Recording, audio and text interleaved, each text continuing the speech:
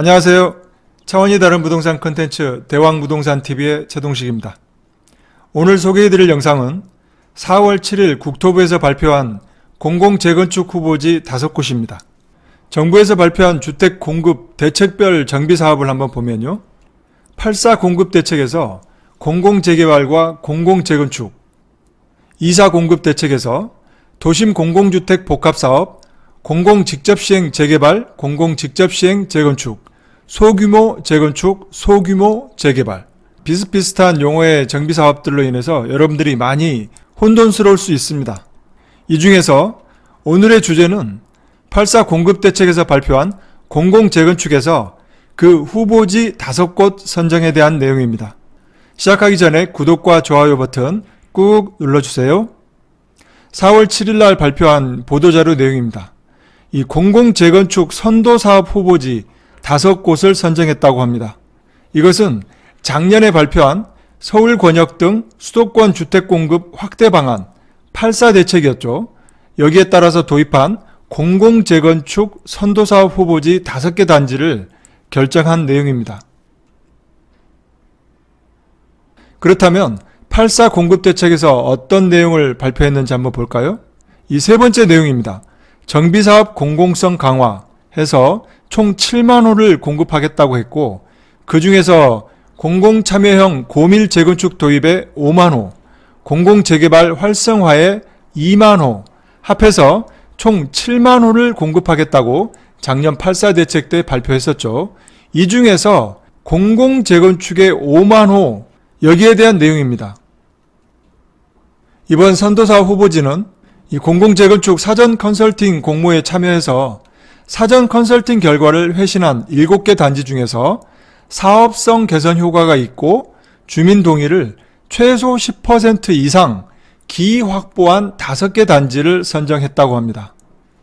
후보지 선정 결과를 한번 보면요. 총 5곳인데 영등포 신길 13구역, 중랑 망우 1구역, 관악구의 미성 건영 아파트, 용산의 강변 강서 맨션, 광진구의 중곡 아파트입니다. 이들 5곳 모두는 기존의 용적률에서 한 단계 상향 조정돼서 준주거지역부터 3종 주거지역으로 용도 변경을 하고, 이 용도지역 상향에 따른 세대수와 용적률이 상향됩니다. 그리고 분담금 감소도 되고요.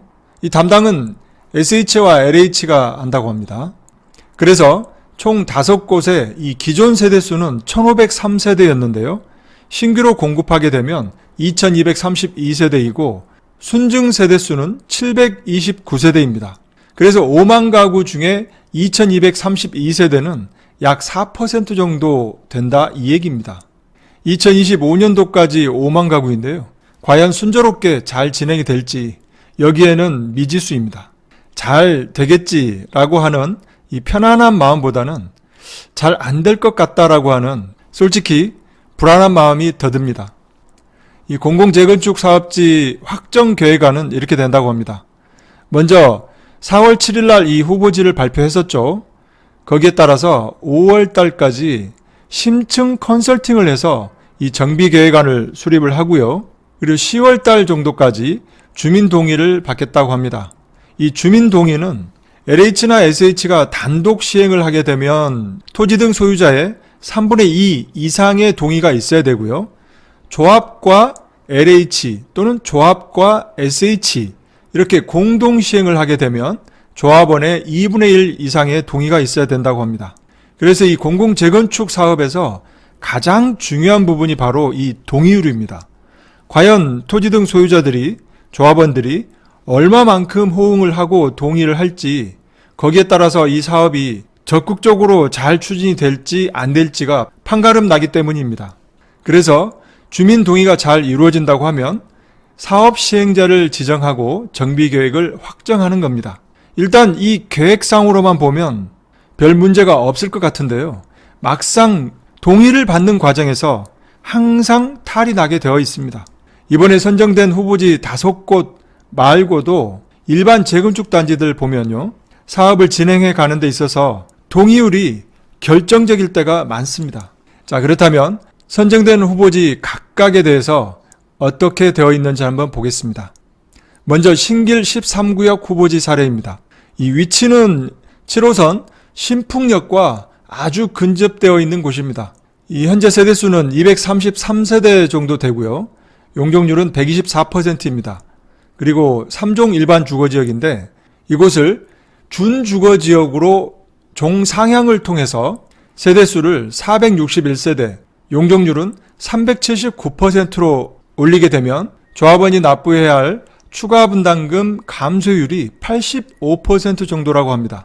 이 재건축 사업 단계는 지난달에 조합 설립 인가를 받았습니다. 조합이 설립되어 있는 곳은 LH나 SH와 공동으로 사업을 시행할 가능성이 높겠죠. 그렇다면 주민 동의율은 2분의 1이었습니다. 어쩌면 상대적으로 쉬울 수도 있겠네요. 다음은 망우 1구역 후보지 사례입니다. 이 망우 1구역은 2012년 조합이 설립되었으나 이 구조합장 해임 소송, 구역 해제 주민투표 등 각종 분쟁과 이 사업성 확보 곤란 등으로 사업이 정체되어 있던 곳입니다. 이곳을 2종 일반 주거지역에서 3종 일반 주거지역으로 종상향을 하고요. 거기에 따라서 이 세대수는 438세대, 용적률은 225%로 재건축할 계획이라고 합니다. 다음 후보지는 관악구 신림동에 위치한 미성 건영 아파트입니다. 정비구역의 토지가 비정형적이고 인근에 교육시설들이 많습니다. 그렇다 보니까 높이 제한이 있는 거죠. 이 주변에 보면 미성중학교, 독산고등학교, 난곡중학교, 미성초등학교, 학교로 둘러싸여 있습니다. 그렇다 보니까 이 사업성 확보에 매우 곤란을 겪었었던 거고요. 특히나 이곳은 2종 일반 주거지역과 3종 일반 주거지역이 혼재되어 있었습니다. 그래서 이곳을 3종 일반 주거지역으로 전체를 상향을 해서 세대수는 695세대, 용적률은 299%로 올리는 계획입니다. 이렇게 되면 추가 분담금이 45% 정도 감소될 것으로 예상이 된다고 합니다. 다음 후보지 사례는 이촌동의 강변 강서 맨션입니다. 이곳은 93년도에 조합이 설립되어 있었는데요. 현재 용적률이 297%로 매우 높은 곳입니다. 이 세대수는 213세대로 아주 소형단지인데 현재 용적률이 매우 높기 때문에 이 사업성 확보에 매우 곤란을 겪었었던 단지입니다. 이곳을 3종 주거지역에서 준주거지역으로 상향을 해서 세대수를 268세대, 용적률을 499%로 올려서 재건축을 할 계획이라고 합니다.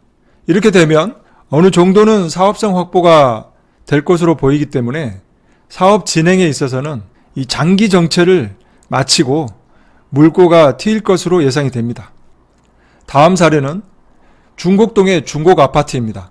이곳 역시 276세대로 소형 단지이고요. 현재 용적률은 94%입니다. 그리고 이 단지 내에 도시계획도로가 관통을 하고 있어서 이 건축 배치가 매우 곤란했었던 거고 거기에 따른 사업성 확보가 어려워서 사업 포기를 하고 있었던 단지입니다.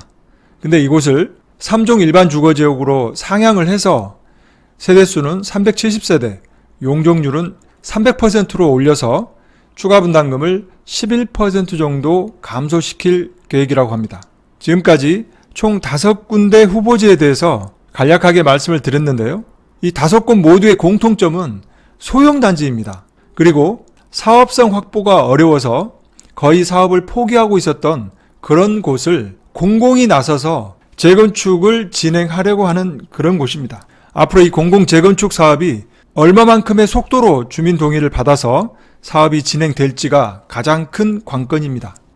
어제 서울시장 선거가 있었죠. 오세훈 시장이 오늘 취임을 했는데요. 과연 서울 강남, 목동, 이 민간 재건축 시장의 숨통이 트일지, 그리고 이번 보궐선거는 부동산 분노를 확인한 선거이고 그래서 정부 정책 방향이 수정이 될까 여기에도 관심이 쏠립니다.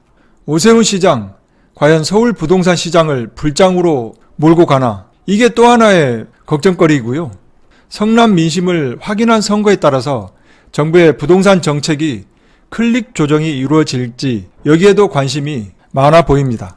이 시장은 공공정비사업보다 민간정비사업에 더 큰 기대를 갖고 있는 게 사실이고요. 오세훈 시장 당선으로 공공보다는 민간정비사업에 물꼬가 트일 것으로 보입니다.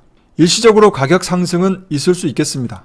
하지만 장기적으로 보면 안정 내지는 완만한 상승을 이어갈 것으로 예상이 됩니다. 오늘 영상은 여기까지이고요. 많은 도움이 되셨다면 구독과 좋아요 버튼 꼭 눌러주시고요. 더 좋은 콘텐츠를 올리는데 큰 힘이 되겠습니다. 감사합니다.